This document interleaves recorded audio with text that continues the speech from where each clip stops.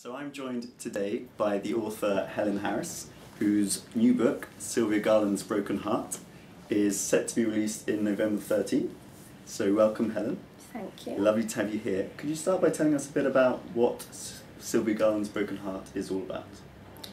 Sylvia Garland's Broken Heart is about a woman, 65 years old, who comes back to live in this country after having lived her entire adult life abroad. And she finds the country very much changed, and she feels completely lost and adrift. She's recently lost her husband, and she feels the best part of her life is over. She has very little left to live for. And then her daughter-in-law becomes pregnant, and she becomes convinced that the child to be born has come to rescue her from the void and the emptiness that her life become. And she becomes completely besotted with him when he's born, and his parents then split up, and you have to read the book to find out. No spoilers. What made you decide to write such a tale? I mean, is it personal experiences somewhat, or? I'm not a grandmother yet. The evolution of the book was twofold. I first of all was interested in the idea of somebody coming back to England after having been abroad for a long period of time. And that is autobiographical. I've never lived abroad nearly as long as Sylvia Garland did. She was away for 35 years. I've lived abroad twice for short periods, 4 or 5 years, and both times coming back I found myself in parts of London looking at it as if I'd just arrived.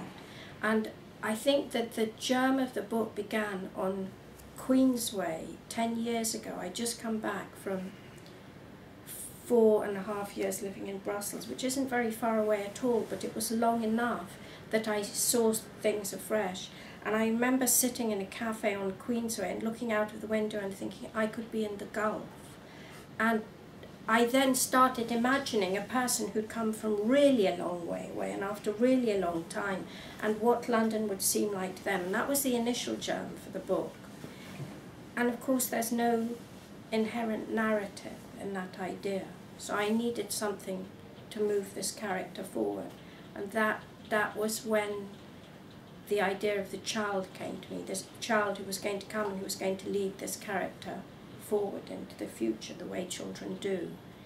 And that was the birth of Sylvia Garland. As Sylvia walked towards the gates onto Kensington High Street through the lower reaches of the park, she passed a young Indian woman pushing a baby in a pram. With a vivid spurt of happiness, Sylvia remembered her grandson-to-be. She had not thought about him for at least an hour. Impetuously she stopped and blurted out to the startled young mother, "Oh, may I take a look at him? My daughter-in-law's Indian too, and she's expecting her first baby in just a few weeks." The young woman looked taken aback. Grudgingly she stopped and let Sylvia peer beneath the lightweight crocheted blanket which was shading the baby from the sun. "It's a girl," the young woman said sullenly. "Her name's Daisy." "Oh," Sylvia said brightly, "not an Indian name." The young woman frowned. "Why on earth would I give her an Indian name? She's going to live her life here, isn't she? Not in India." Sylvia beamed at her conciliatingly to make up for what seemed to be yet another inexplicable faux pas. "It's a very pretty name," she said gushingly, "and she's lovely." As she carried on her way, she reflected that what she had just said was not in fact true. Daisy was a common or garden name, and the baby wasn't lovely at all. She was a very hirsute baby, actually, with a surprising quantity of thick black hair and beetle brows. She frowned, just like her sullen mother. And if there was one thing that you hope your readers will take away from reading Sylvia Garland's Broken Heart, what would it be?